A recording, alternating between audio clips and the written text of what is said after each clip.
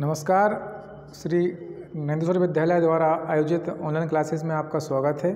और आज हम पढ़ने वाले हैं कक्षा 9वीं का विषय है समाज विज्ञान। उपविषय में पढ़ेंगे आज अर्थशास्त्र। अध्याय आपका पहला है पालमपुर गांव की कहानी। तो आज हम ये दो बिंदुओं पर जो है आवश्यक चर्चा करेंगे। पहला है खेतों के लिए आवश्यक पूंजी, और जो पालमपुर जिसके बारे में हम बात कर रहे हैं गांव की, उसमें गैर कृषि क्रियाएं जैसे क्या हैं, उसमें से पहले बिंदु हम देखें डेयरी, आगे क्या और देखेंगे इसके बाद। सबसे पहले हम बात करते हैं खेतों के लिए आवश्यक पूंजी। जो कि खेती का जो कार्य है उसमें भी पूंजी का जो है आवश्यकता पड़ती है। लेकिन अब जो खेतों के लिए पूंजी है उसका प्रबंध किसान किस प्रकार करते हैं, कहाँ से करते हैं, उस पूंजी के स्रोत क्या हैं, उस पूंजी को कैसे वो लोग लगाते हैं और कितना उनको जो है मुनाफा फ़ायदा बेचकर होता है। सबसे पहले बात करते हैं हम छोटे किसानों की बात। तो छोटे जो किसान होते हैं उनको खेती के लिए जो पूंजी की व्यवस्था करने के लिए उधार लेना पड़ता है। बड़े किसानों से या गांव के साहूकारों से खेती के लिए जो है वो उनकी खेती के जो खर्चे होते हैं उनकी पूर्ति के लिए व्यापारियों से भी जो है वो कर्जा लेते हैं। ऐसे कर्जों पर ब्याज की दर बहुत ज़्यादा अधिक होती है। जो असंस्थागत जो कर्ज लेते हैं, चाहे वो साहूकार हों या बड़े किसान हों, व्यापारी हों, तो उनमें ब्याज की दर भी बैंकों की जो है अपेक्षा काफ़ी ज़्यादा होती है। और कर्ज चुकाने के लिए उन्हें काफ़ी कष्ट जो भी वो भी सहन करना पड़ता है। इसमें एक सविता की एक कहानी दी गई है कि जो कर्ज के संबंध में, तो इसका थोड़ा हम अध्ययन करेंगे कि सविता एक छोटी सी किसान है, एक लघु कृषक है। वह अपनी 1 हेक्टेयर ज़मीन पर गेहूं पैदा करने की योजना बनाती है। बीज और कीटनाशकों के अलावा उसे पानी खरीदने और खेती के औजारों की मरम्मत करवाने के लिए नगद पैसों की आवश्यकता है। और उसका अनुमान है कि कार्यशील पूंजी के रूप में ही उसे लगभग 3000 रुपये चाहिए। उसके पास पैसा नहीं है, इसलिए वह एक बड़े किसान तेजपाल सिंह के यहाँ पर कर्ज लेने का निर्णय लेती है। तेजपाल सिंह सविता को 24% की दर पर, ये दर बहुत ज़्यादा ऊंची है कि 24% की दर पर 4 महीने के लिए जो है वो कर्ज देने के लिए तैयार हो जाता है, जो एक ब्याज की बहुत ऊंची दर है। सविता को यह भी वचन जो है देना पड़ता है कि वह कटाई के मौसम में उस खेतों में एक श्रमिक के रूप में 100 रुपये प्रतिदिन जो है पर काम करेगी। अब आप कह सकते हैं कि यह मजदूरी बहुत कम है। सविता जानती है कि उसे अपने खेत की कटाई पूरा करने में बहुत मेहनत करनी पड़ेगी। उसके बाद तेजपाल के खेतों में भी उसे मजदूरों की तरह जो है काम करना पड़ेगा। कटाई का समय बहुत व्यस्त होता है। 3 बच्चों की मां के रूप में उस पर घर के कामों की बहुत जिम्मेदारी है। सविता इन कठोर शर्तों को मानने के लिए तैयार हो जाती है, क्योंकि उसे मालूम है कि छोटे किसानों को कर्ज मिलना बहुत ज़्यादा मुश्किल काम है, कठिन काम है। तो ये समाज की बड़ी विडंबना है छोटे किसानों की कि उन्हें इन तमाम मुश्किल हालात में जो है काम करना पड़ता है। इसके अलावा जो इसके छोटे किसानों के बाद जो आते हैं मध्यम, यानी कि मझोले जो किसान आते हैं और बड़े किसान हैं, उनको खेती से काफ़ी बचत होती है कि वो अपने दैनिक जो उनके खर्चे हैं उनको पूरा करने के बावजूद भी उनके कई प्रकार की जो है उसकी जो है सभी खर्च को काट के उनके पास एक अच्छा खासा जो रकम है वो बचत के रूप में रहती है। और इन किसानों को बचत कैसे होती है इसका अध्ययन हम जो है अगले पाठों में करेंगे। हमने जो उत्पादन के 3 कारकों क्या क्या देखा अपन कि भूमि, श्रम और पूंजी, और खेती में इनके बारे में हमने इनको पढ़ा है। तो अब हम जो है बात करते हैं अपने पालमपुर में जो है गैर कृषि कार्य। उनमें सबसे पहले है डेयरी।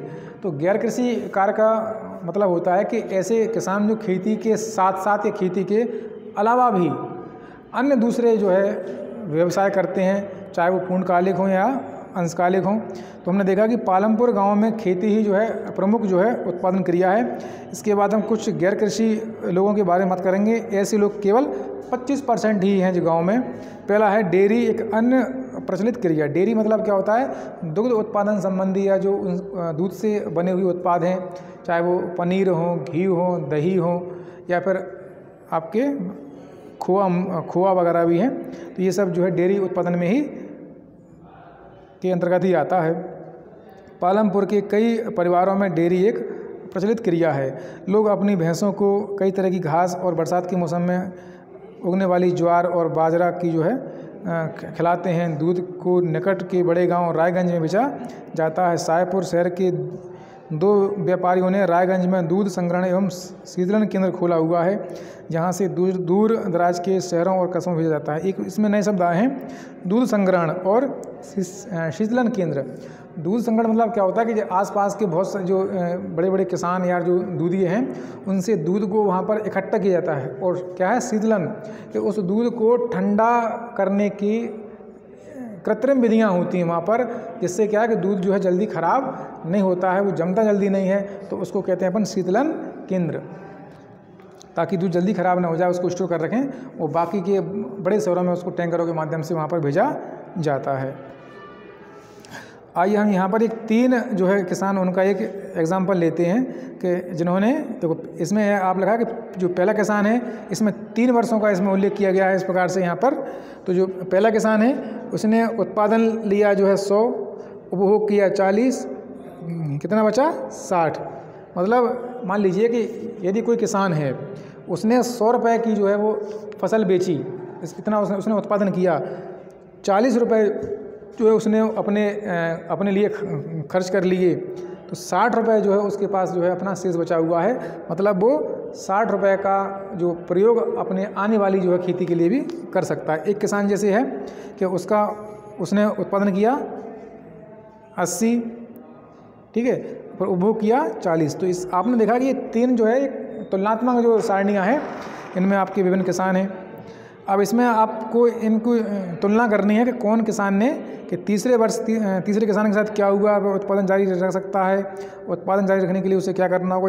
इस पर आप जो है ये आपका एक, आप चाहे इसको प्रोजेक्ट समझ लीजिए, आपको ये करके जो है आपको क्लास में दिखाना पड़ेगा आपको। अब हम बात करते हैं एक दूसरा पॉइंट है इसमें कि पालमपुर में लघु स्तरीय विनिर्माण का एक उदाहरण। तो अपन लिखेंगे दूसरा, अपन लघु स्तरीय विनिर्माण, ये क्या होता है इसके बारे में बात करेंगे अपन। कि इस समय पालमपुर में जो है लगभग 50 से कम लोग विनिर्माण कार्यों में लगे हैं। विनिर्माण मतलब होता है कि जो ऐसे जो कि कंस्ट्रक्शन, जो कि इमारतें बनती हैं, कई प्रकार के निर्माण कार्य होते हैं, उनमें जो मजदूर काम करते हैं या जो काम होते हैं उनको कहते हैं अपन विनिर्माण। शहरों और कस्बों में बड़ी फैक्ट्रियों में होने वाले विनिर्माण के विपरीत पालमपुर में विनिर्माण बहुत ही सरल उत्पादन विधियों के प्रयोग होते हैं और इसे छोटे पैमाने पर ही किया जाता है। और ये जो अधिकांशतः खेतों और जो है घरों में होता है, कभी कभार जो है मजदूरों को किराए पर भी लिया जाता है। एक इसमें कहानी दी गई है, मिस्री लाल की कहानी। ये क्या है भाई कि मिस्री लाल ने गन्ना पेरने वाली एक मशीन खरीदी। गन्ना पेरते हैं जो अपन, जो गन्ना जूस होता है उसको पेरी बोलते हैं, अपन गन्ना डालते हैं, वो जो है मोटर से या फिर पंप से चलती है, जो बिजली से चलती है, और उससे अपने खेत में लगाया है। पहले गन्नों को पेरने का काम बैलों की सहायता से होता था, लेकिन अब जो है मशीन से होने लगा। मिस्री लाल दूसरे किसानों से भी गन्ना खरीद कर उससे गुड़ बनाता है, फिर गुड़ को सायपुर के व्यापारियों को बेचा जाता है। इस प्रक्रिया में मिस्री लाल थोड़ा लाभ कमा लेता है। एक और कहानी है, करीम की कहानी है। करीम कौन है ये? करीम ने गांव में एक कंप्यूटर केंद्र खोल लिया है। हाल के कई वर्षों में विद्यार्थी सायपुर शहर के कॉलेज जाने लगे हैं। करीम ने देखा कि कई गाँव के कई छात्र शहर की कंप्यूटर कक्षाओं में जाते हैं। गाँव में 2 महिलाओं के पास कंप्यूटर अनुप्रयोग में डिग्री थी। उसने उन्हें काम पर लगाने का निश्चय किया।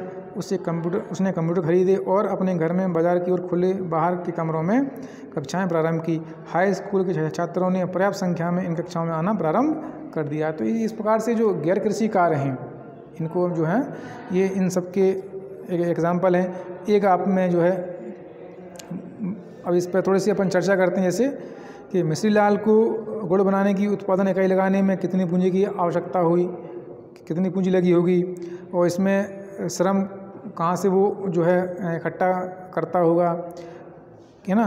अब उसने अपना लाभ जो है वो क्यों नहीं बढ़ा पाया, वो अपने जो गांव था उसके गांव में ना बेचकर सायपुर ने व्यापारी को गुड़ क्यों चाहिए? ये तमाम सवाल हैं जिनके सवाल जो है आपको खोजने हैं।